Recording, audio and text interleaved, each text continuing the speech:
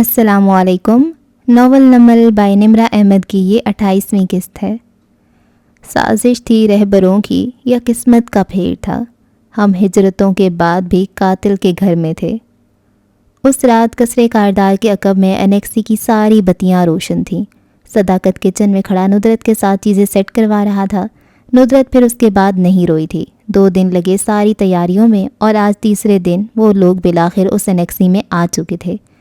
Lounge भी सफाई के बाद चमकने लगा था। लाउंज में से एक कमरे का दरवाज़ा खुलता जिसमें बड़े अब्बा एक सिंगल बेड पे लेटे थे। फासले पे दूसरे बेड पे सारे दिन का थका हारा सैम सो रहा था। ऊपर सीढ़ियाँ चढ़कर जाओ तो फारिस और जरताशा के पुराने कमरे का हुलिया ज़रा बदला हुआ था।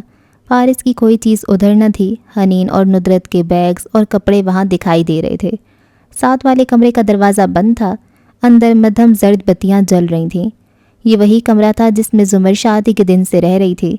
शादी के लाए बुके वहीं रखे थे, गो कि अब वो सूख चुके थे। एक अलमारी खुली थी और फारिस उसके सामने खड़ा उसमें अपनी चीज़ें रख रहा था। दफतन उसने हाथ रोकर एक नज़र उन बॉक्सेस पे डाली जिनमें जुमर के कागजात थे और जो उसने बादल नख्वास्ता फारिस की चीज़ों के लिए उस अलमारी से निकाल लिए थे। और फिर गर्दन मोड़ कर उसे देखा जो स्टडी टेबल पे उसकी तरफ पुश्त किए लैपटॉप खोले बैठी थी। मध्यम जर्द बत्ती में भी उसके घुंघराले बाल चमक रहे थे। आप ये बॉक्सेस नीचे बेसमेंट में रखते हैं। बेसमेंट की चाबी आपकी ड्रेसिंग टेबल पे पड़ी है। पिछले 2 दिन की खामोशी के बाद उसने पहली दफ़ा उसे मुखातिब किया था। वो जवाब दिए बिना काम किए गई। फारिस ने गहरी सांस ली। आई एम सॉरी, उस दिन आप पे गुस्सा कर गया। आपकी मुआजरतों का वक्त गुजर चुका है। वो मुड़े बिना कंधे उचका कर बोली। कोशिश करूँगा इस कमरे में कम से कम आऊँ और आपको ज़्यादा परेशान ना करूँ, ये भी मजबूरी है। वो चुपचाप स्क्रीन को देखे गई और वो उसके बालों को। अगर आप मेरी वजह से गैर आराम दें तो उसके लिए भी मुआवजत करता हूँ। यह आपका कमरा है, आपका ही रहेगा। मैं सोफे पे सोऊंगा जब तक हमें साथ रहना पड़े। जुमर की टाइप करती उंगलियां थमी, गर्दन मोड़कर जताती नज़रों से उसे देखा। मैंने अपने कमरे में ये सोफ़ा आपके लिए ही डलवाया है। और वापस घूम गई। फारिस ने ठंडी सांस ली, फिर अलमारी का पट बंद करता खिड़की तक आया तो एकदम ठहरा। पर्दा ज़रा सिरका कर नीचे देखा जहाँ बरामदे में हाशिम खड़ा हनीन से बात करता नजर आ रहा था। फारिस के जबड़े भिंचे, वो तेज़ी से बाहर निकला। अनेक्सी के बरामदे में वो खड़ी थी और उसके सामने हाशिम था। हाशिम के अकब में सब्ज़ाज़ार ऊंचा होता दिखाई देता और चोटी पे वो बुलंद महल था। मगर जब हाशिम सामने होता तो दूसरी हर शय अपना हुस्न और अजमत खो देती थी। अब भी वो नरमी से मुस्कुरा कर पूछ रहा था, अच्छा किया जो तुम लोग यहाँ आ गए। सेटल हो गए हो या कोई मदद चाहिए? नहीं थैंक यू, सब हो गया। वो उदासी से मुस्कुराई। बाल पोनी में बंधे थे और लिबास मलगजा था। उसके मुकाबले में वो रात को भी चमकदार सफ़ेद शर्ट में मलबूस कितना ताज़ा दम लग रहा था। हना को एहसास कमतरी ने आ घेरा। वो बंदा पकड़ा गया या नहीं जो लिफ्ट की फुटेज में मिला था? नहीं पता नहीं। हना ने यासियत से शाने उचकाए। हाशिम ने गौर से उसे देखा। तुम इस मामले में कोई दिलचस्पी क्यों नहीं ले रही? फुप्पो और मामू कर रहे हैं ना सब, मगर वो शादी के लीगल वारिस नहीं है। मतलब? उसके चेहरे पे आती उलझन देखकर वो कदरे हैरान हुआ। क्या तुम्हें किसी ने नहीं बताया? फुप्पो और मामू कानूनी वारिस नहीं होते। इस केस में सिर्फ तुम्हारी अम्मी या तुम शादी के वारिस हो। और सैम? वो 18 साल से छोटा है, जो वारिस नहीं हो सकता। ओह, मगर क्या फ़र्क पड़ता है? वो बेदिली से सर झुकाए जूते से फर्श खुरचने लगी। तुम कितने साल की हो? सामने जेबों में हाथ डाले खड़े हाशिम ने पूछा। 20। मैं 35 साल का था जब मेरा बाप मरा। मैं 20 का नहीं था, फिर भी लोगों ने मेरा इस्तेमाल करने की कोशिश की। इसलिए मेरी नसीहत याद रखना, जब आपके घर का सरबराह ना रहे तो आंखें और कान खुली रखते हैं। हनीन चुपचाप उसे देखे गई, मगर उसके चेहरे पे उलझन भरी नापसंदीदगी का तासुर था। मगर फारिस मामू अब हमारे सरबराह हैं तो? उसी पल दरवाज़ा खुला और फारिस बाहर आया। हना ने चौंक कर उसे देखा, एकदम अपना आप चोर लगा। हेलो फारिस। हाशिम ने उसी तरह मुस्कुराकर सर को खम दिया। हना फ़ौरन उसकी तरफ मुड़ी। मामू, हाशिम भाई आपका पूछ रहे थे, मैं समझी आप सो चुके हैं। फारिस ने एक तेज़ पाट नज़र हाशिम पे डाली, फिर हना को इशारा किया। अंदर जाओ। आवाज़ में सख्ती थी। वो सर झुकाए। ओके, गुड नाइट कहती फ़ौरन अंदर खिसक ली। अब वो अपने घर के दरवाजे के बिल्कुल सामने आ खड़ा हुआ। आस्तीन चढ़ाए तने अबरू और दबे दबे गुस्से के साथ हाशिम को देखा। क्या हुआ? पुरसकून खड़े हाशिम ने अबरू उठाए। وقت نہیں مل سکا, کچھ حساب کتاب کرنا تھا تمہارے ساتھ.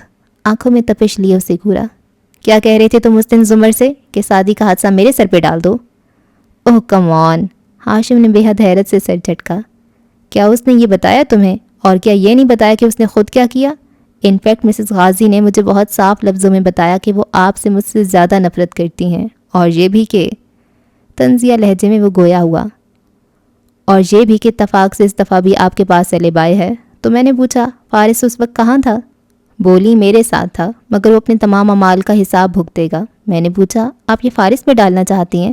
تبھی تم آ گئے. شاید انہوں نے تمہارے سامنے اپنی پوزیشن کلیئر کرنے کے لیے یہ کہا, ورنہ اگر میں تمہاری جگہ ہوتا تو بہت محتاط رہتا, کیونکہ ہم سب کو پتہ ہے کہ انہوں نے تم سے شادی کیوں کی ہے. میری بات کان کھول کر سنو ہاشم. وہ چپتی ہوئی نظروں سے اسے دیکھتا آگے آیا. یہ میرا گھر ہے اور زمر میری بیوی ہے. تمہارے مقابلے مجھے اس کی بات کا زیادہ یقین ہے, اس لیے میری بیوی سے دور رہو. چبا چبا کر ایک ایک لفظ ادا کیا. اگر ایک لمحے کے لیے بھی مجھے لگا کہ تم سعدی کے حادثے کو استعمال کرنے کی کوشش کر رہے ہو تو یاد رکھنا میں تمہیں اپنے ہاتھوں سے ماروں گا. ایک تیز نظر اس پہ ڈال کر وہ مڑنے لگا, پھر رکا. اور ہاں, میرے گھر میری غیر موجودگی میں آنے کی ضرورت نہیں ہے. تمہارا دوست سعدی تھا, اس گھر میں اب تمہارا مزید کوئی دوست نہیں ہے. اور اندر جا کر زور سے دروازہ بند کر دیا. ہاشم بمشکل ضبط کرتا مڑا اور لمبے لمبے ڈگ بھرتا سبززار پہ چلتا گیا. اس کے چہرے پہ شدید غصہ تھا. اس کے کمرے کی بالکنی سامنے تھی. بیرونی زینے سے وہ بالکنی پہ چڑھا اور اندر کمرے میں آ کر موبائل پہ نمبر ملایا. خاور نے پہلی گھنٹی پہ کال اٹھائی. جی سر. خاور, مجھے نہیں پتا تم یہ کیسے کرو گے. غصیلی آنکھوں کے ساتھ وہ فون پہ غرایا تھا. مگر مجھے فارس غازی جیل کے اندر چاہیے, کبھی بھی باہر نہ نکلنے کے لیے. اوکے سر, میں کچھ کرتا ہوں. کال بند ہوئی تو ہاشم نے اسی برہمی سے فون صوفے پہ پھینک دیا اور منہ میں چند انگریزی گالیاں اسے نکالیں. غصہ کم ہونے میں نہیں آ رہا تھا. انیکسی کے اندر فارس سیڑھیاں چڑھ کر اوپر آیا تو حنا کے کمرے کا دروازہ کھلا تھا اور وہ بجھے چہرے کے ساتھ بیڈ پہ بیٹھی تھی. وہ چوکھٹ میں ٹھہرا. آئندہ ہاشم سے زیادہ بات کرنے کی ضرورت نہیں ہے, وہ اچھا آدمی نہیں ہے. نہ سختی نہ نرمی, بس ہموار لہجے میں کہہ کر اس کا جی اچھا میں جھکتا سر دے کر وہ اپنے کمرے کی طرف آ گیا. اپنا کمرہ. ہلکی دستک دے کر دروازہ کھولا تو کمرے کی بتی بجھی تھی. صرف ڈریسنگ روم کا بلب جل رہا تھا. اسٹڈی ٹیبل خالی تھی. وہ بیڈ پہ لحاف گردن تک اوڑے, آنکھوں پہ بازو رکھے لیٹی تھی. کیا یہ میرے جانے کا انتظار کر رہی تھی؟ وہ آہستہ سے دروازہ بند کرتا بیڈ کے قریب آیا, دوسرا تکیہ اٹھایا اور صوفے پہ رکھا. پھر یوں ہی گردن موڑ کر اسے دیکھا. آنکھیں بازو سے ڈھکی تھیں مگر ناک کی لونگ دمکتی نظر آ رہی تھی. فارس کے چہرے پہ چھائے تنے تاثرات ڈھیلے پڑے. نظر زمر کی سائڈ ٹیبل پہ پڑی. وہاں دوائیاں رکھی تھیں اور ساتھ میں جگ گلاس. جگ خالی تھا. اس نے جگ اٹھایا اور باہر نکل گیا. واپس آیا تو وہ پانی سے بھرا تھا اور ٹھنڈے پانی کے باعث جگ کو پسینہ آیا ہوا لگتا تھا. جگ واپس دھرتے اس نے گردن جھکا کر ذرا کی ذرا اسے دیکھا. وہ جاگ رہی تھی, وہ جانتا تھا. ایک تلخ مسکراہٹ لبوں پہ ابھر کر معدوم ہوئی. پھر صوفے کی طرف آ گیا. گھر کی بتیاں آہستہ آہستہ بجھنے لگیں. خاموشی چھانے لگی. کتنے ہی پل ان کے کمرے میں آہستہ سے سرک گئے. وہ نوز بازو آنکھوں پہ رکھے لیٹی تھی اور وہ صوفے پہ نیم دراز, سینے پہ لیپ ٹاپ رکھے ہسپتال کی فوٹیج بار بار دیکھ رہا تھا. اندھیرے میں اسکرین کی روشنی اس کے چہرے کو چمکا رہی تھی. ڈریسنگ روم کی بتی اب بند تھی اور باقی کمرہ اندھیرے میں ڈوبا تھا. ایک دم سے وہ اٹھ بیٹھی, بالکل سیدھی. فارس نے چونک کر اسے دیکھا. وہ پاؤں نیچے اتارے, بالکل دم بخود سی بیٹھی تھی. اوہ, وہ ہلکا سا بڑبڑائی. زمر, آپ ٹھیک ہیں؟ وہ لیپ ٹاپ میز پہ رکھتا خود بھی اٹھ بیٹھا. زمر نے چونک کر اسے دیکھا. نیم اندھیرے میں بھی اتنا واضح تھا کہ اس کی آنکھیں خوابیدہ تھیں. شاید وہ سو گئی تھی اور کچی نیند سے جاگی تھی. وہ ویڈیو, وہ بے خودی کے عالم میں بولی. کون سی ویڈیو؟ ہسپتال والی؟ وہ ایک طرف کو ہو بیٹھا. آئیے دیکھ لیجئے. وہ ایک دم اٹھی اور ننگے پیر تیزی سے اس تک آئی. کیا آپ اس ویڈیو کی بات کر رہی ہیں؟ بیٹھ جائیے. وہ جو کافی مضطرب سی لگ رہی تھی صوفے کے کنارے ٹک گئی اور آگے کو جھک کر اسکرین دیکھی. ہسپتال کے کوریڈور کی فوٹیج چل رہی تھی. لفٹ والی, وہ پریشانی سے بولی تو فارس نے اچھا کہہ کر مطلوبہ ویڈیو لگائی. زمر نے چہرہ مزید آگے جھکایا تو گھنگریالی لٹیں کندھوں سے پھسل کر سامنے کو گریں. فارس نے ذرا کی ذرا نظر اس پہ ڈالی. وہ بال کان کی پیچھے اڑستی, آنکھیں سکیڑے اسکرین کو دیکھ رہی تھی. یہ دیکھو. اس نے ایک منظر کو سٹل کیا تو فارس نے توجہ اور دھیان سے اسکرین کی طرف لگانا چاہا۔ مجھے ابھی یاد آیا، یہ آدمی دیکھو، چھینک مارنے کے لیے ماسک اتارنے سے 6 سیکنڈ پہلے اس نے نظر اٹھا کر کیمرے کی طرف دیکھا ہے۔ وہ ایک دم چونکا۔ اسکرین پہ اس شخص کی نگاہ اٹھا کر فوراً واپس موڑ لینے کو زمر نے سٹل کر رکھا تھا، یعنی کہ وہ اس بات سے واقف تھا کہ لفٹ کا کیمرہ اس کی تصویر بنا رہا ہے۔ ہاں، اور پھر بھی اس نے ماسک اتارا۔ زمر کا اضطراب اب غصے میں بدلنے لگا تھا، تاکہ ہم اس کا چہرہ ٹھیک سے دیکھ لیں۔ اب دیکھنا 2-4 دن میں پولیس اس کو پکڑ بھی لے گی اور یہ اعتراف جرم بھی کر لے گا، کیونکہ یہ صرف ایک کرائے کا آدمی ہے جسے اصل مجرم خود کو چھپانے کے لیے استعمال کر رہے ہیں۔ وہ اسکرین کو دیکھتے ہوئے سوچتا ہوا بول رہا تھا، پھر کچھ یاد آیا۔ یہ دیکھیے، میں دوسری فوٹیجز چیک کر رہا تھا، یہ اس کوریڈور کو دیکھیے۔ اس نے ایک اور ویڈیو لگا کر دکھائی۔ کوریڈور خالی تھا۔ فارس نے ذرا فارورڈ کیا۔ اس شیشے کے دروازے کو دیکھیے، اس میں مخالف کوریڈور کا عکس جھلک رہا ہے۔ زمر نے گردن مزید آگے کر کے غور سے دیکھا۔ اس عکس میں ایک نرس جاتی ہوئی دکھائی دے رہی ہے، اس کی پشت ہے اس طرف، اور راستے میں وہ ٹرے میں سے کچھ گراتی ہے، پھر اٹھاتی ہے اور چلی جاتی ہے۔ اوکے، پھر؟ نیم اندھیر کمرے میں وہ دونوں صوفے پہ ساتھ ساتھ بیٹھے بات کر رہے تھے۔ اس کوریڈور میں اگلے آدھے گھنٹے میں ہر 5 منٹ اور 17 سیکنڈ بعد ایک نرس کا عکس دکھائی دیتا ہے جو بیچ راستے میں کچھ گراتی ہے۔ یا تو اسپتال کی ساری نرسیں اندھی ہیں، یا پھر یہ ایک ہی 5 منٹ کا کلپ ہے جسے بار بار دہرایا گیا ہے۔ یعنی اصل آدھے گھنٹے کی ٹیپ غائب ہے۔ وہ چونکی۔ اگر اسپتال والے ان آرگنائزڈ کرمنلز کے ساتھ مل کر یہ ٹیپ ڈاکٹر کر سکتے ہیں تو لفٹ والی ٹیپ ہی غائب کر سکتے تھے، مگر نہیں، انہوں نے ہمارے ساتھ کھیل کھیلا۔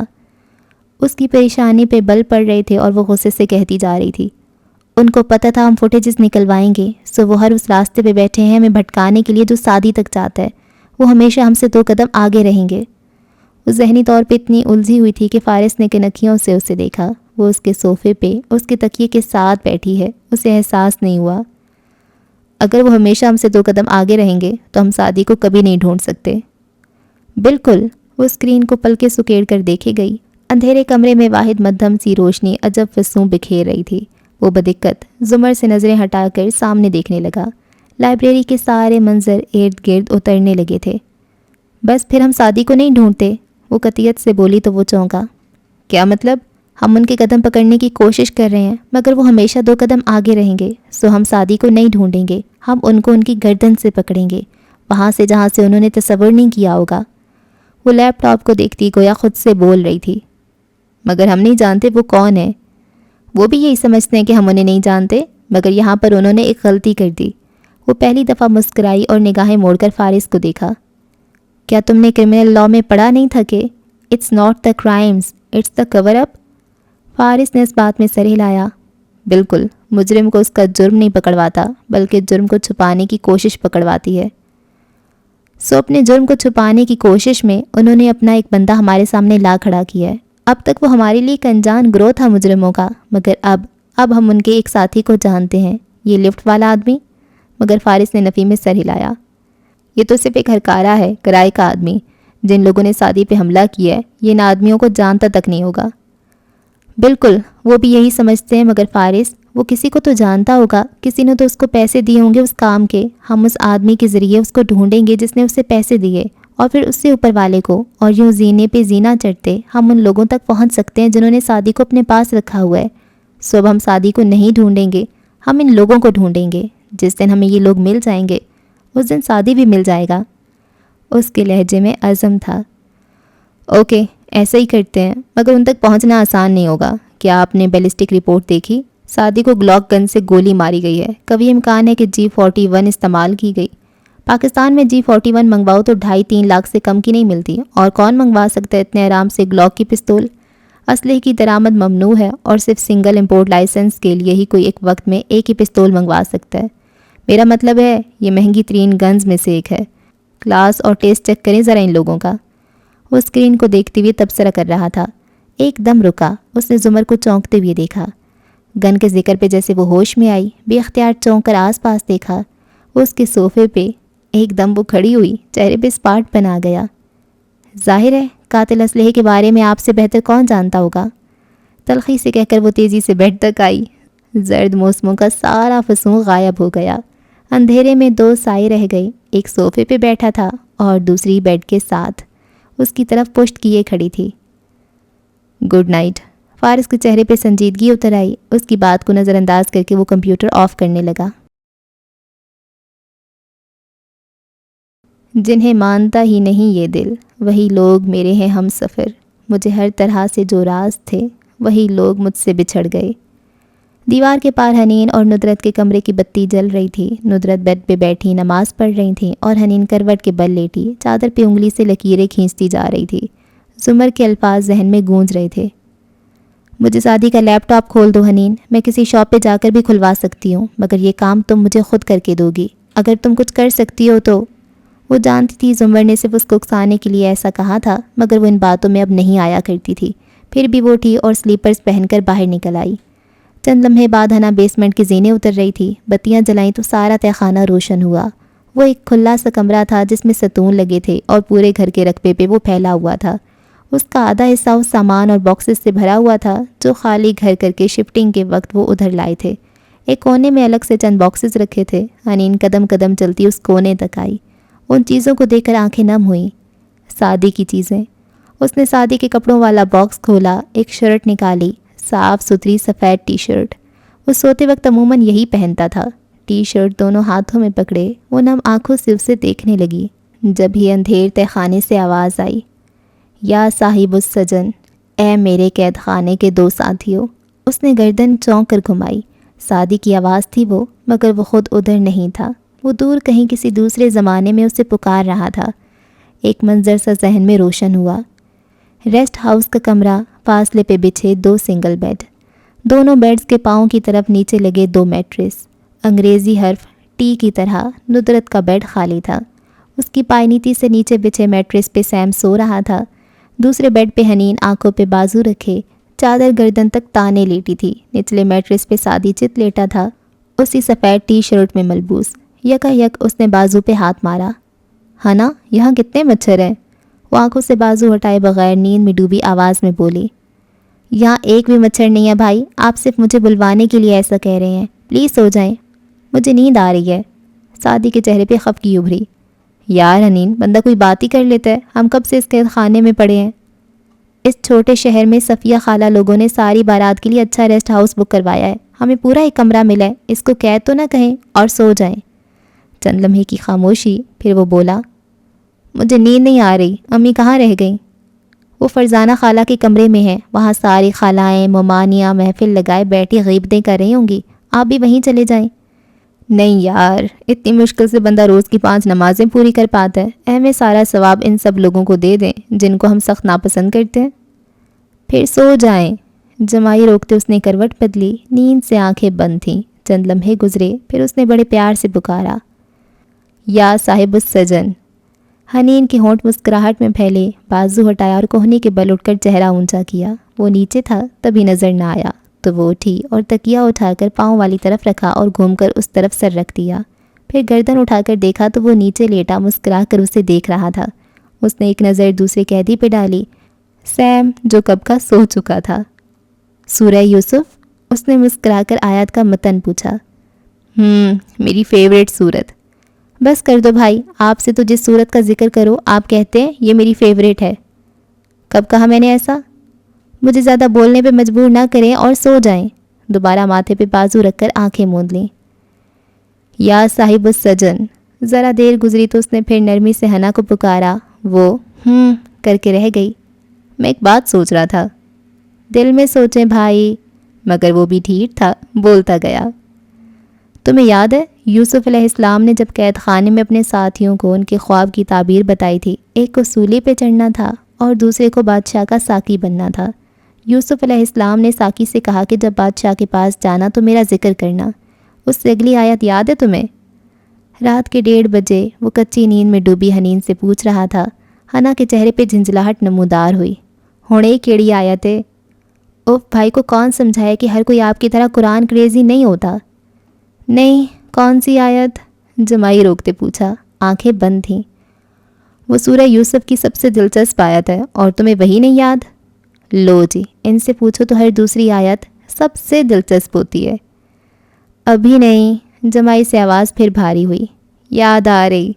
मैं बताता हूँ। वो चित लेटा एकदम एक्साइटेड सा बोला اور ساری دنیا کے درخت قلم بن جائیں اور سارے سمندر روشنائی اور ان سے لکھنے بیٹھو تو ختم ہو جائیں درخت اور ختم ہو جائیں سمندر، مگر اللہ کی باتیں کہاں ختم ہوتی ہیں، اور قرآن کے اچھے اسٹوڈنٹس کو بس بولنے کا موقع چاہیے ہوتا ہے۔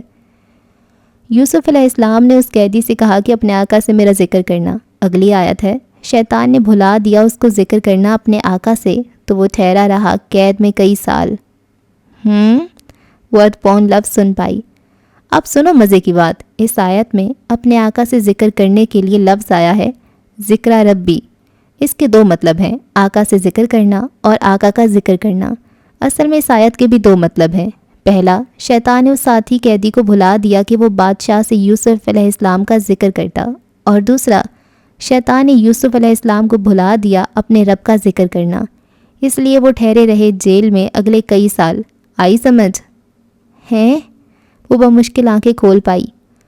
آپ صلی اللہ علیہ وآلہ وسلم نے فرمایا کہ اگر میرے بھائی یوسف یہ الفاظ نہ کہتے تو اتنے برس جیل میں نہ ٹھہرے رہتے۔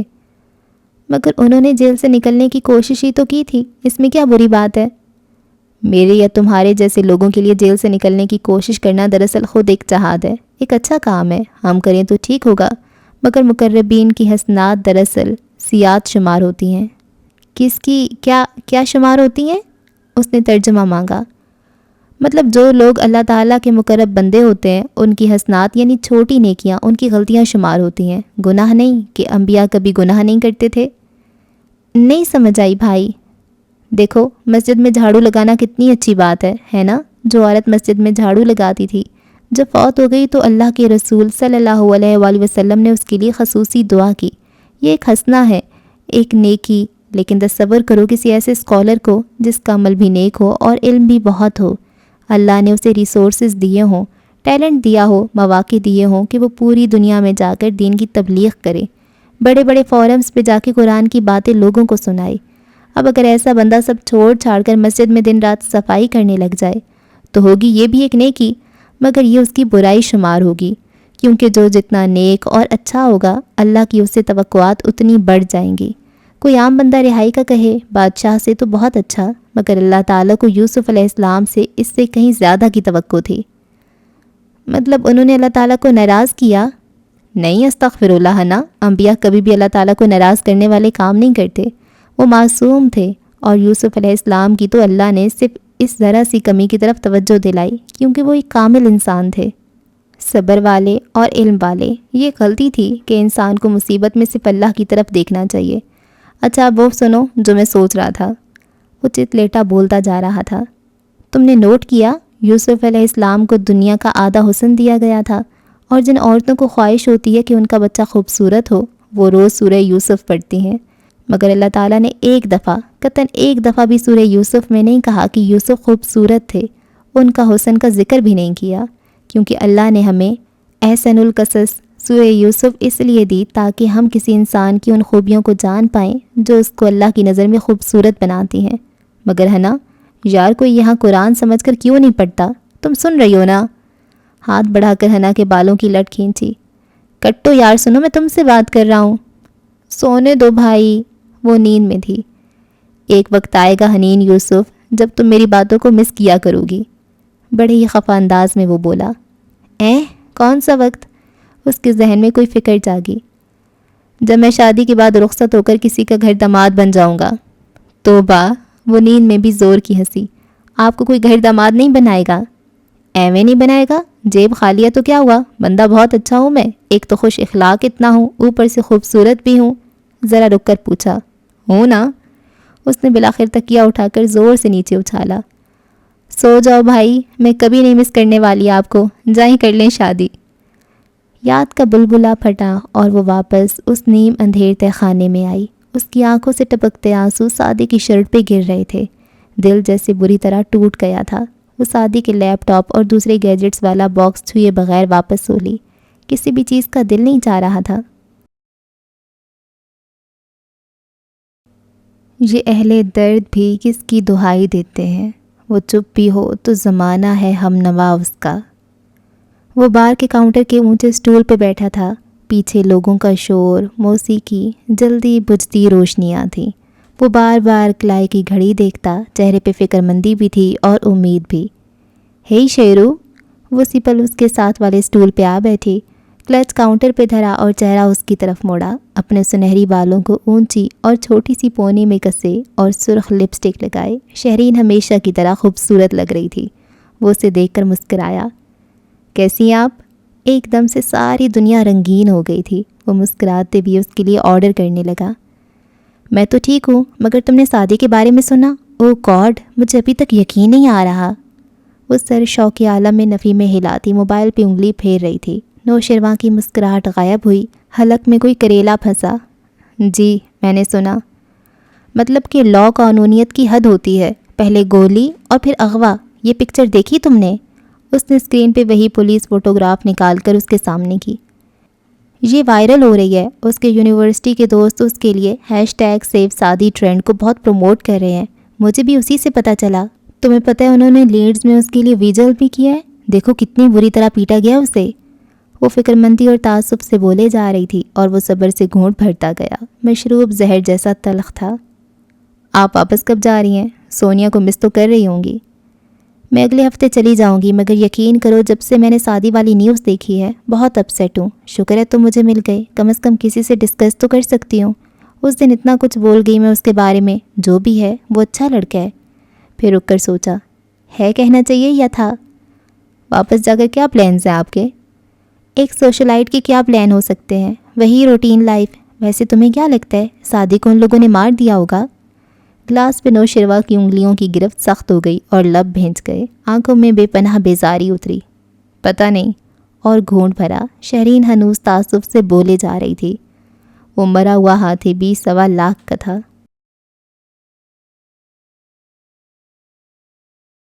یہ گرد باد تمنا میں گھومتے ہوئے دن کہاں پہ جا کے رکیں گے، یہ بھاگتے ہوئے دن۔ 2 ہفتے بعد وہ گرم صبح کسرے کاردار اور ملحقہ انیکسی پہ چمکدار سی طلوع ہوئی تھی۔ زمر نے آئینے کے سامنے کھڑے بالوں میں برش پھیرتے کھڑکی سے باہر دیکھا تو سبزہ زار پہ ملازموں کی چہل پہل شروع ہوتی دکھائی دے رہی تھی۔ تبھی باتھ روم کا دروازہ کھلا اور وہ باہر آیا۔ زمر نے برش رکھ دیا اور پرس اٹھائے باہر نکل گئی۔ فارس نے ایک نظر اسے جاتے دیکھا اور دوسری کمرے پہ ڈالی، جس کو وہ ہر صبح چند منٹوں میں نفاست سے سمیٹ چکی تھی۔ تکیے بیڈ پہ، بیڈ کور برابر۔ ایک تلخ مسکراہٹ کے ساتھ اس نے سر جھٹکا اور الماری کی طرف آیا۔ آج اسے جاب پہ جاتے 5واں دن تھا۔ یہ 5 جون تھی اور 21 مئی کی اذیت ناک دن کو گزرے قریباً 2 ہفتے بیت چکے تھے۔ زمر باہر نکلی تو نیچے صداقت کی کچن سے خوشبو آ رہی تھی۔ وہ حنا کے دروازے پہ رکی، پھر اسے دھکیلا تو اندر کا منظر نمایاں ہوا۔ ندرت کا بیڈ خالی تھا اور حنین اپنے بیڈ پہ اکڑوں بیٹھی تھی، بال پونی میں بندھے۔ وہ ڈل اور کمزور لگتی تھی۔ آہٹ پہ چہرہ اٹھایا، آنکھوں میں امید جاگی۔ بھائی کا کچھ پتہ چلا؟ لیکن اگر تم چاہو تو میرے ساتھ چل سکتی ہو، ہم مل کر شادی کو ڈھونڈیں گے۔ حنا کے چہرے کی جوت مان پڑ گئی، اس نے تھوڑی گرا دی۔ میں کچھ بھی نہیں کر سکتی، میری وجہ سے اپنے آخری دن بھائی اتنا ناراض ہوا تھا۔ میں آپ کی طرح نہیں ہوں کہ، نظریں جھکائے خفگی سے بولی، اس سے 4 سال بات نہ کروں اور پھر ظاہر کروں کہ مجھے اس کی بہت پرواہ ہے۔ چوکھٹ میں کھڑی زمر کی آنکھوں میں نمی ابھری۔ حنین، مجھ سے ایک غلطی ہوئی تھی اور میں اس کے لیے شرمندہ ہوں۔ تم نے سنا؟ I am sorry for that۔ وہ بولی تو آنکھوں میں شکوہ اور آواز میں کپکپاہٹ تھی۔ میں نے 4 سال اس سے تعلق نہیں رکھا، میں نے غلط کیا، اور مجھے تب یہ احساس ہو گیا تھا جب ابا نے بتایا کہ مجھے گردہ سعدی نے دیا تھا۔ میں اس دن اس کے پاس چلی گئی تھی اور ہمارے درمیان سب ٹھیک ہو گیا تھا، مگر اس کا یہ مطلب نہیں کہ وہ 4 سال مٹ گئے۔ مجھے مرتے دم تک ان کا افسوس رہے گا۔ اس کی آواز بلند ہو رہی تھی۔ حنین نگاہیں اٹھا کر اسے دیکھنے لگی۔ اس کی آنکھوں میں دکھ کی کرچیاں سی بکھری تھیں۔ اگر تم مجھ سے پوچھو تو میرا دل چاہتا ہے کہ ہر اس شخص کو روکوں جو اپنے کسی خونی رشتہ دار سے ناراض ہے، اور کہوں کہ اس کو کال کر لو، اس سے تعلق جوڑ لو، چاہے اس نے آپ کا کتنا بھی دل کیوں نہ دکھایا ہو۔ میری طرح اتنے سال ضائع نہ کرو بیکار کی انا میں۔ اگر تعلق نہیں جوڑو گے تو پتہ ہے کیا ہوگا؟ آپ کے بچوں میں انہی بہن بھائیوں کی شکلیں اور عادتیں نظر آنے لگیں گی جن سے آپ بہت دکھی دل کے ساتھ علیحدہ ہوئے تھے۔ اللہ تعالیٰ کیوں بناتا ہے آپ کی اولاد میں آپ کے رشتوں کی مشابہت؟ اس لیے تاکہ آپ ان کو نہ بھول سکیں، کیونکہ اگر ہم نے جلد صلح نہ کی تو وہ مر جائیں گے، کھو جائیں گے، یا ہم مر جائیں گے، کھو جائیں گے۔ میں نے غلطی کی تھی اور مجھے اس کے لیے ہمیشہ افسوس رہے گا، مگر تم میری غلطی کیوں دہرا رہی ہو؟ آخری فکرے پہ ہنا نے منہ موڑ لیا۔ ایک حادثے کے بعد اپنے واحد پیرنٹ کو مزید بیمار دیکھنا اور ساری دنیا سے کٹ آف کر کے کمرے میں پڑ جانا، اور جو اپنے تمہارے پاس ہیں ان کو ہر وقت الزام دیتے رہنا، تمہیں لگتا ہے یہ تمہاری کہانی ہے نا؟ نہیں، اگر 4 سال پیچھے جاؤ تو یہ میری کہانی ہے۔ جب میں اس غلطی کو نہیں دہرا سکتی تو تم کیوں دہرا رہی ہو؟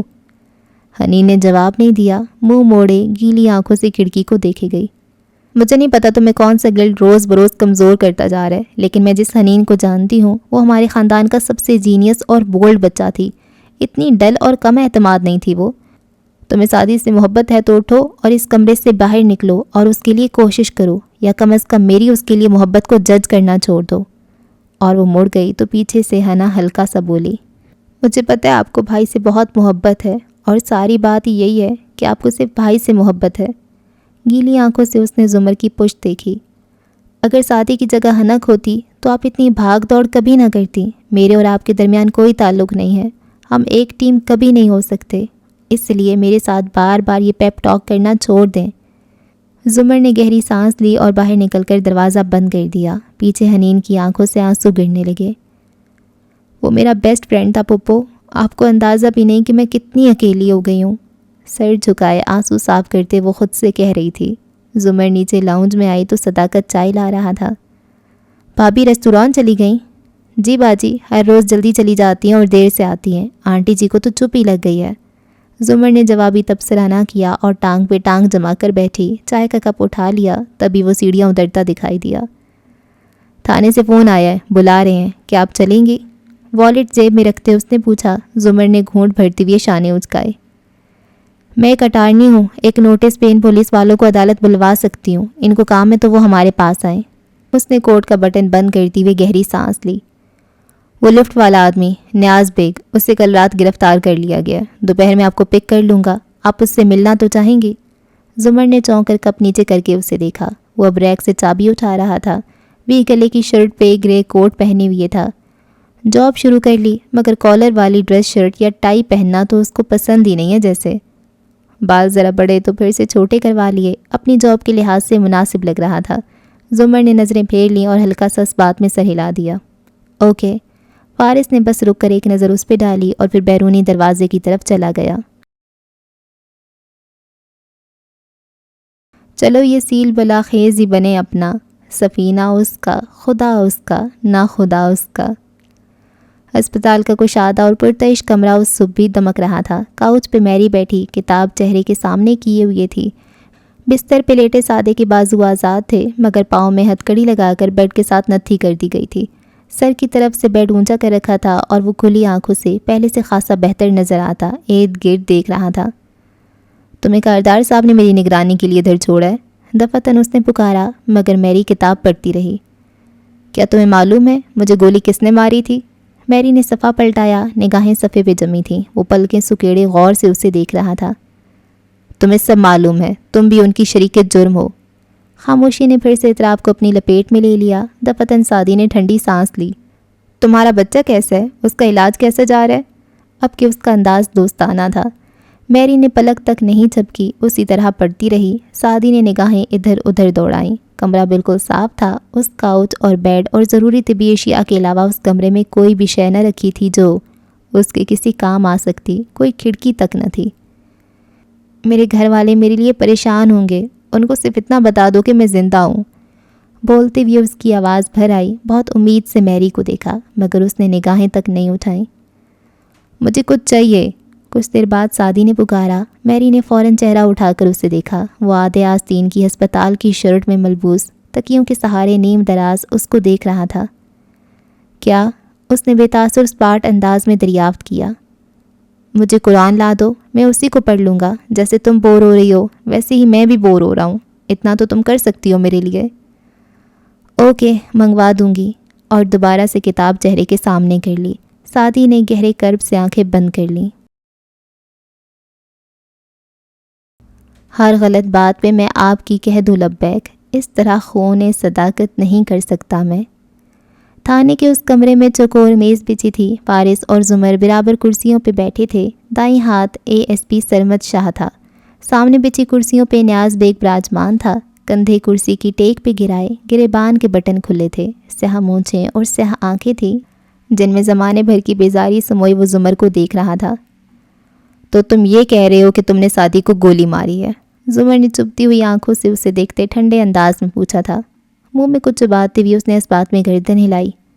हाँ, उसका रेस्टोरेंट खरीदने की बात ही तो की थी, आगे से बोला नहीं बेचनी। सारे लोग शुरू में यही कहते हैं। मैंने सिर्फ इसरार किया, 2-3 दफ़ा जाकर मिला भी उससे, मगर साला गुस्से में आ गया, मुझे गालियाँ बकने लगा। सब बर्दाश्त होता है बीबी, मगर उंगली उठाकर सुलगती आंखों से उसे देखा। गाली बर्दाश्त नहीं होती, सो वहीं फड़का दिया उसे, अब जाकर अगले जहां में बेचे अपनी दुकान। साथ ही इस्तेहज़ाइया सर झटका। ए, ज़ुबान संभाल कर।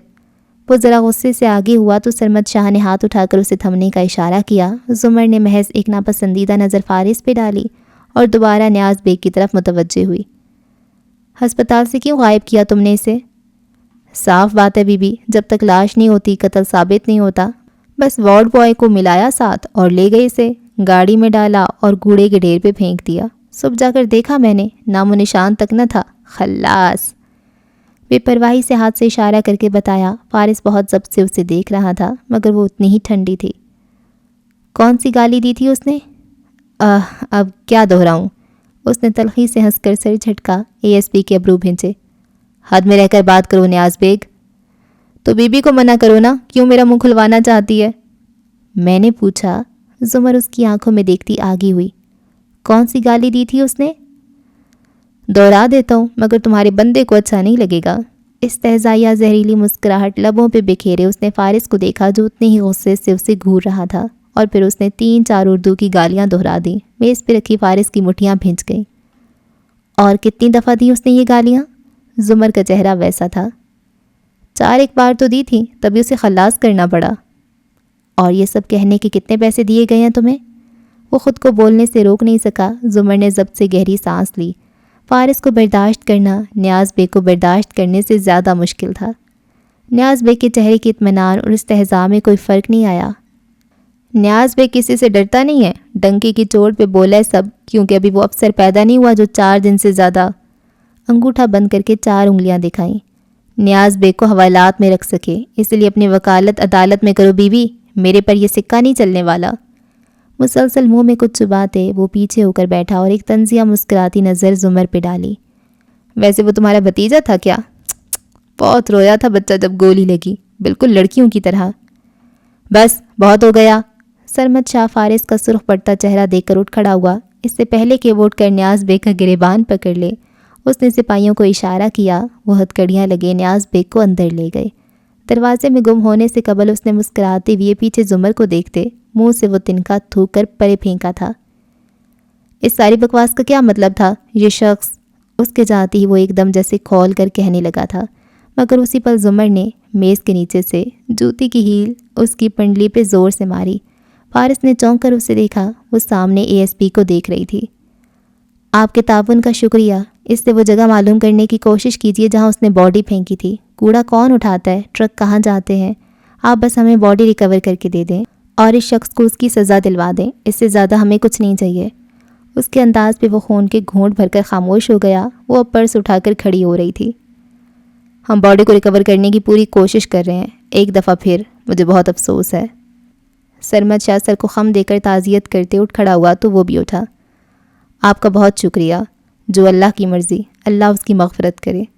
वो मुड़ी और एक तेज़ नज़र फारिस पे डालती बाहर निकल आई। गाड़ी सामने ही खड़ी थी। वहाँ जाने तक उसने बमुश्किल ज़ब्त किया था, मगर चाबी दरवाजे में घुसाते वो तैर से ज़ुमर की तरफ घुमा। वो शख्स मेरे सामने। फारिस काजी, वो हमें देख रहे हैं, तमाशा मत बनाओ, घर जाकर बात करते हैं। फ्रंट सीट पे बैठते वो तलखी से बोली और मोबाइल पे एक नंबर मिलाने लगी। वो अंदर ही अंदर खोलता ड्राइविंग सीट पे बैठा और ज़ोर से दरवाज़ा बंद किया। मुझे लम्हा भर की रफ़ाकतों के सराब और सताएंगे। मेरी उम्र भर की जो प्यास थी, वही लोग मुझसे बिछड़ गए। हनीन और नुदरत के कमरे में वही बेरौनकी छाई थी और वो गुमसुम सी बेड पे अकड़ूं बैठी थी। सैम अंदर आया और धब से साथ आ गिरा। हना, चित लेटे छत को तकते पुकारा। आज मैंने स्कूल से छुट्टी की और अम्मी ने पूछा भी नहीं। पहले याद है कभी छुट्टी नहीं करने देती थी। میں بغل میں پیاز رکھ کر سو جاتا کہ شاید صبح بخار ہو جائے، مگر نہ بخار ہوتا نہ امی مانتی، اور اب تو وہ بولتی ہی نہیں ہے۔ حنین گھٹنوں پہ گال رکھے خاموش بیٹھی رہی۔ یاد ہے نا تھنڈر کیٹس میں بھی ممرا یا اس کا کوئی ساتھی کسی تھنڈر کیٹ کو اغوا کر لیتا یا نقصان پہنچاتا تو آخر میں باقی کیٹس اس کو بچا لیتے تھے اور سب صحیح ہو جاتا تھا کہ ہمارا بھائی بھی واپس آ جائے گا۔ ہمیں تو یہ بھی نہیں پتا کہ ہمارا ممرا کون ہے، اور جو اسے ڈھونڈنے کے لیے بظاہر بھاگ دوڑ کر رہے ہیں ان کو بھی کچھ پتہ نہیں۔ وہ خفگی سے بولی، ماموں بھی بدل گئے ہیں، پھپھو بھی بدل گئی ہیں۔ سیم کوہنی کے بل بیٹھا اور چہرہ اٹھا کر اسے دیکھا۔ تم بدل گئی ہو؟ حنین نے گلہ آمیز نظر اس پہ ڈالی۔ جاؤ مجھے پڑھنے دو، اور خلاف معمول وہ بنا چوں چراں کیے باہر نکل گیا۔ پھر وہ اٹھی، سائڈ ٹیبل پہ دھری سفید جلد والی کتاب اٹھائی، گھٹنوں پہ رکھ کر بے دلی سے صفحے پلٹانے لگی۔ دروازہ کھلا تو تیز روشنی امڑ کر آنکھوں کو چندھیا گئی۔ وہ ماتھے پہ ہاتھ کا چھجا بنائے قدم قدم چلتی آگے آئی تو دیکھا اس کے ارد گرد قدیم دمشق کی ایک روشن دوپہر آباد تھی۔ ہر شے زردی میں لپٹی تھی، مگر پہلے کے برعکس وہ بے دلی سے سر جھکائے چھوٹے چھوٹے قدم اٹھاتی کچے راستے پہ آگے بڑھتی گئی۔ دھول جوتوں کو آلودہ کرتی گئی۔ جب چہرہ اٹھایا تو مسجد سے ملحقہ حجرہ سامنے تھا، اور ایک طرف درخت تلے وہی ہڈیوں کا سا پنجر آدمی اکڑوں بیٹھا تھا۔ اس کے چہرے کی مردنی اور ویرانی ہنوز برقرار تھی۔ آج چھوٹی دیوار کے ساتھ شیخ کھڑے تھے، پیر تک آتا سفید چمکدار لباس پہنے، مسکراتے ہوئے۔ وہ بنا مسکرائے قریب آ رکی۔ کیا آپ نے اس بیمار کو ابھی تک شفایاب نہیں کیا؟ بیمار خود کوشش نہ کرے تو کچھ نہیں ہو سکتا۔ وہ کچے راستے پہ چلنے لگے تو وہ بھی سر جھکائے بد دل سی ساتھ ہولی۔ تم کیوں اداس ہو؟ میرا بھائی کھو گیا اور میں دن رات اس کے لیے دعا کرتی ہوں، مگر میں سوچتی ہوں کہ جو مقدر میں لکھا ہے وہ تو ہو جائے گا، جو نہیں لکھا وہ نہیں ہوگا، پھر بندہ دعا کیوں کرتا ہے؟ دھول سٹے راستے پہ وہ دونوں آگے چلتے جا رہے تھے اور وہ سر جھکائے دھیمی آواز میں پوچھ رہی تھی۔ وہ بھی ایسا ہی سوچتے ہیں۔ چلتے چلتے شیخ نے ایک طرف اشارہ کیا تو حنا نے چونک کر سر اٹھایا۔ سڑک کنارے بازار میں ایک قہوہ خانے کے باہر چوکیوں پہ چند لوگ بیٹھے تھے اور بلند آواز میں بحث کر رہے تھے۔ جو مقدر میں ہے وہ ملے گا، جو نہیں مقدر وہ نہیں ملے گا، سو سوال کرنا یا نہ کرنا برابر ہے، ان میں سے کہہ رہا تھا اور باقی سر دھن رہے تھے۔ حنی نے الجھی ہوئی نگاہیں اٹھا کر شیخ کو دیکھا۔ وہ مسکرائے۔ یہ کہتے ہیں دعا کرنے یا نہ کرنے کا کیا فائدہ، سب کچھ تو لکھا جا چکا ہے، مگر یہ ان کی جہالت ہے اور اپنے مسلک میں یہ خود تضاد رکھتے ہیں۔ کیونکہ اگر ایسا ہے تو پھر ان سے پوچھو، اگر سیرابی تمہارا مقدر ہے تو پانی پیو نہ پیو پیاس بجھ جائے گی۔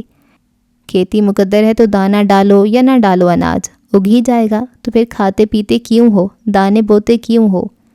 وہ قدم بڑھاتے گئے اور حنین ان کے ساتھ آگے چلتی گئی۔ قدیم بازاروں میں لوگوں کی بھیڑ سے شور، آوازیں، قہوے کی مہک، سب خلط ملط ہو رہا تھا۔ اور ان کو دیکھو، ذرا رک کر انہوں نے چتونوں سے ایک کھلے خیمے کی طرف اشارہ کیا جہاں اندر فرشی نشست بچھائے چند لوگ بیٹھے تھے۔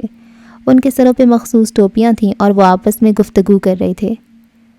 یہ کہتے ہیں دعا تو بس عبادت ہے، ثواب کا ذریعہ، نیکی اور بدی تو لکھی جا چکی ہے، تو دعا کرنا بس نیکی کی نشانی ہے اور عذاب پانا کفر کی علامت ہے۔ نہ نیکی خیر کا سبب ہے، نہ عذاب کفر کی وجہ ہے۔ دعا صرف ثواب کے لیے کرو، ورنہ ہونا وہی ہے جو تقدیر میں لکھا جا چکا ہے۔ جس نے اس گھڑی مرنا ہے، اب وہ خودکشی کرے، طاعون سے مرے یا اسے قتل کیا جائے، سب برابر ہے، مگر نہیں۔ شیخ نے افسوس سے نفی میں سر ہلایا۔ یہ بھی غلط ہے۔ تو پھر صحیح کون ہے؟ وہ پست آواز سے اور چہرے پہ تکان لیے پوچھنے لگی۔ شیخ دوبارہ چلنے لگے تھے۔ حنا کے پیر دھول میں اٹے جا رہے تھے۔ یہ ہیں وہ جو صحیح ہیں۔ انہوں نے انگلی سے اشارہ کیا تو حنی نے دھوپ کے باعث آنکھیں سکیڑ کر دیکھا۔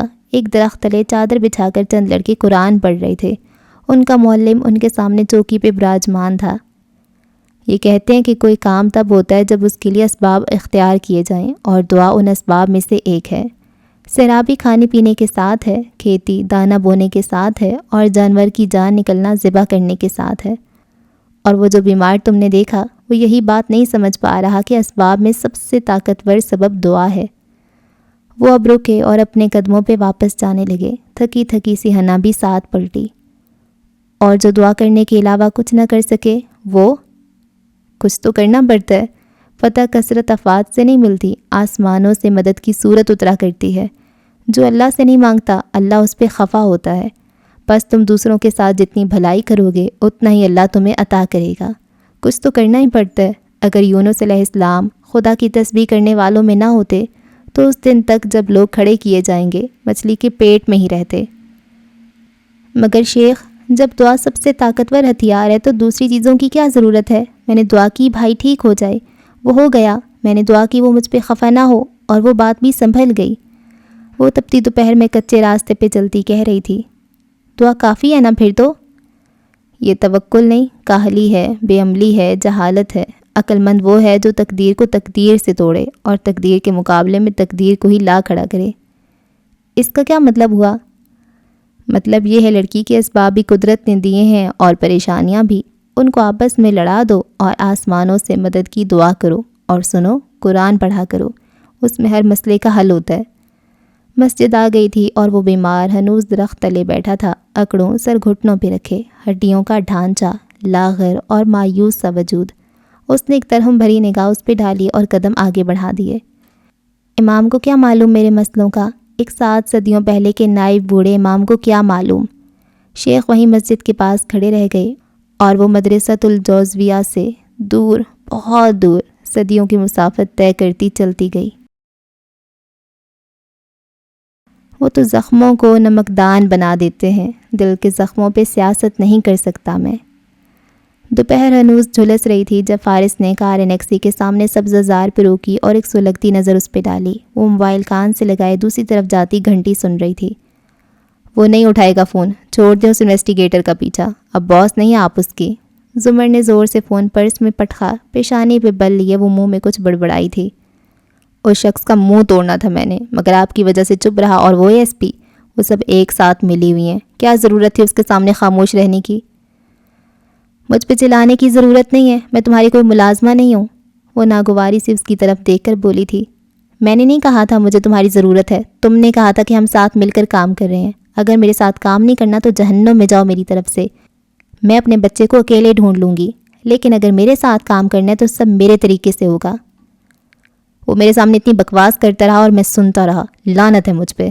اس نے غصے سے اسٹیئرنگ پہ ہاتھ مارا۔ زمر نے بے اختیار کن پٹی کو مسلا۔ فارس، تم مجھے مزید ٹینشن دینے کے علاوہ کچھ نہیں کر سکتے۔ مجھے بھی پتہ ہے کہ کون کس کے ساتھ ملا ہوا ہے، مگر بات بات پہ اگلے کا گریبان پکڑنے اور دانت توڑنے کے علاوہ بھی بہت طریقے ہوتے ہیں، مگر میں بھی کسے بتا رہی ہوں۔ سر جھٹک کر وہ کھڑکی کے باہر دیکھنے لگی جہاں سبزہ زار اور انیکسی دکھائی دے رہی تھی۔ فارس نے تب کر اسے دیکھا۔ تو اب کیا ہوگا؟ وہ تو اصل مجرموں کو کور کر گیا ہے، کل کلاں ضمانت پہ رہا ہو جائے گا اور وہ ایس پی بن جائے گا، ایسے ملے گا ہمیں شادی۔ میرا اس ایس پی کے ساتھ ایک ورکنگ ریلیشن ہے، تم اپنے غصے میں اندھے ہو کر اسے خراب نہ کرو، یہ میری درخواست ہے۔ مجھے 1 گھنٹہ مل جائے اس نیاز بے کے ساتھ، میں دیکھتا ہوں وہ کیسے سب نہیں بکتا۔ کیا بتائے گا وہ؟ اس کو کچھ بھی نہیں پتا، اگر پتا ہوتا تو سرمد شاہ اسے ہمارے سامنے نہ لاتا۔ یہ فون کیوں نہیں اٹھا رہا؟ وہ دوبارہ سے موبائل نکال کر نمبر ملانے لگی۔ چنچلاہٹ اور اکتاہٹ اس کے چہرے پہ بکھری تھی۔ فارس چہرہ اس کی طرف موڑے اسے دیکھنے لگا۔ وہ نمبر ملاتے ہوئے بڑبڑا رہی تھی، مجھے پتا تھا تم کام بنانے کی بجائے صرف بگاڑو گے، تم سے کچھ نہیں ہوگا۔ وہ تیکھی نظروں سے اسے دیکھے گیا۔ اندر اٹھتا ابال ذرا کم ہوا، چہرے کی رنگت نارمل ہونے لگی۔ پھر اس نے گہری سانس لی۔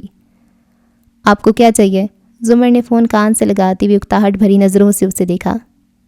انویسٹیگیٹر کو کیوں کال کر رہی ہیں؟ کیا چاہیے آپ کو؟ اس نے دہرایا۔ ایسے مت پوچھو جیسے تم میرا کوئی کام کر سکتے ہو۔ بیزاری سے اس نے فون ہٹایا اور لاک کھولا۔ ایک آدمی ہراس کر رہا تھا آپ کو، پھر آپ نے مجھے بتایا، کیا دوبارہ اس نے کبھی تنگ کیا آپ کو؟ زمر کے دروازہ کھولتے ہاتھ تھمے، چونک کر اس نے فارس کو دیکھا۔ 2-3 دفعہ آپ نے کچھ لوگوں کے بینک اکاؤنٹس اور بیک گراؤنڈ چیک کرنے کے لیے کہا تھا، میں نے وہ کر کے دیا تھا یا نہیں؟ وہ سنجیدگی سے اس کی آنکھوں میں دیکھتے پوچھ رہا تھا۔ زمر کے ابرو مشتبہ انداز میں اکٹھے ہوئے۔ تب تم قاتل نہیں تھے؟ میں نے پوچھا آپ کو کیا چاہیے؟ ایک لفظ پہ زور دیا، نظریں ابھی تک اس کی آنکھوں پہ تھیں۔ تم کیا کر سکتے ہو میرے لیے؟ اس نیاز بے کا بیک گراؤنڈ چیک کر سکتے ہو، اس کا پولیس ریکارڈ، مالی حالات، خاندانی حالات، ڈیلنگز، مجھے ہر چیز چاہیے، وہ بھی جو اس کو خود بھی نہ معلوم ہو۔ اگر میرا انویسٹیگیٹر ہوتا تو کل شام سے پہلے ہر چیز میری ٹیبل پہ ہوتی۔ بولو، تم کر سکتے ہو؟ درستی سے چبا چبا کر بولتی۔ ایک ملامتی نظر اس پہ ڈال کر اس نے دروازہ کھولا تو سنا، कल दोपहर सब आपकी टेबल पे होगा। वो निकली तो वो जन से कार आगे ले गया। जुमर ने मुड़कर बरहमी से उसे देखा। बदतमीज़। उंगली से चेहरे पे आई लटें हटाईं और एनेक्सी की तरफ कदम उठाने लगी। तभी अकब में आवाज़ आई, हेलो डीए। वो घूमी, कदरे झिंझलाया, कदरे झिझकता सा नौशरवा वहाँ खड़ा था। पैंट की जेबों में हाथ डाले उसे देखा और फिर मुड़कर एक खफा नज़र अकब में बरामदे में कुर्सी पे बैठी जवाहरात पे डाली। ओह नौशरवा, आपको बहुत अरसे बाद देखा है। वो ख़ुद को पुरसकून करती हुई उसकी तरफ मुतवज्जे हुई। मैं दुबई गया हुआ था, कल वापस आया हूँ। मम्मी ने बोला कि एक बेजार नज़र फिर दूर बैठी जवाहरात पे डाली जो उधर ही देख रही थी। आपसे ताज़ियत कर लूँ। ताज़ियत? जुमर के दिल को धक्का सा लगा, अबरू भिंच गए। मतलब वही शादी के लिए मुझे बहुत बहुत अफसोस है। थैंक यू नौशरवा, मगर वो ज़िंदा है और हम उसे ढूंढ लेंगे, कदरे खुश्क अंदाज में बोली। नौशरवा की गर्दन में कोई फंदा सा फंसने लगा। हाँ श्योर, क्यों नहीं, मुझे बहुत अफसोस है वैसे। जल्दी से बात संभाली। मगर ये कैसे हुआ, किसने किया? पुलिस उनको ढूंढ रही है, जल्द पता चल जाएगा। आपको किसी पे शक है? उसने गौर से जुमर का चेहरा देखते पूछा। हाशिम सामने होता तो इस सवाल पे उसे एक थप्पड़ तो लगा ही देता। आप बताएं, आपको किस पे शक है? आपका तो वो फ्रेंड था, उसके सोशल कॉन्टैक्ट्स को आप जानते होंगे ना? नहीं, मुझे क्या पता, मैं तो काफ़ी दिन से उससे मिला भी नहीं था। इनफैक्ट मैं तो इस वाक़ये से एक दिन पहले ही दुबई चला गया था। मुझे वाकई अफसोस है कि मैं उसके पास इस मुश्किल वक्त में नहीं था। बज़ाहिर लापरवाही से शाने उचकाए, मगर अंदर से उसका सांस खुश्क होने लगा था क्योंकि वो चुभती हुई नज़रों से उसे देख रही थी। जी मुझे पता है आप तब दुबई में थे। इट्स ओके, हाशिम ने बताया था। वो बात ख़त्म करके मुड़ने लगी, फिर एकदम रुकी, चौंक कर उसे देखा। शादी के वाक़ये से एक दिन पहले, मतलब मेरी शादी वाले दिन आप दुबई गए हुए थे, 20 तारीख को? जी, और सॉरी भूल गया, शादी की मुबारक हो आपको। जुमर ने बेख्तियार पीछे उसके कमरे की बालकनी को देखा जहाँ शीशे के दरवाजे के पीछे वो 21 तारीख की सुबह उसे खड़ा नज़र आया था। फिर उसे देखा आंखें सुकेड़ कर।